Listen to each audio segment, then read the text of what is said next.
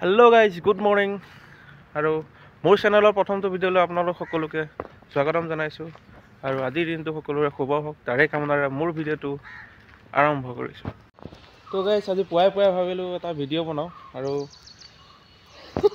বনাই আছোঁ বৰ্তমান।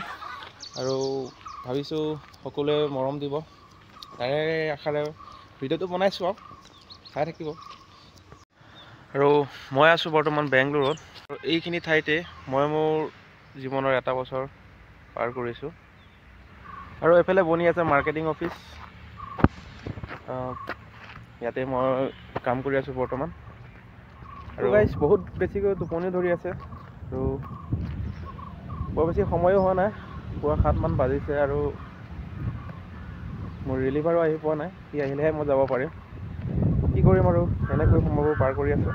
আৰু এয়া ফাইনেলি আহি পাইছে ৰিলিভাৰ, আৰু ৰুমত যাম আৰু এতিয়া। আৰু এয়া আহি আছোঁ ৰুমত, বাছ ষ্টেণ্ডটো মানে লগতে, আৰু এই ৰাস্তাটো ক্ৰছ কৰিলৈ পাম ৰুম, এইটো ৰাস্তা। আৰু ৰুমত যিহেতু ৰেচন নাই, ৰেচন অলপ লৈ লওঁ। আৰু এইখন দোকানৰ পৰা আমি খাওঁ ৰেচন। সৰু গলিটোতে গৈ থাকিলে পাম ৰুম। এইটোৱে হৈছে আমাৰ ৰুম, ওপৰত যে দেখিছে।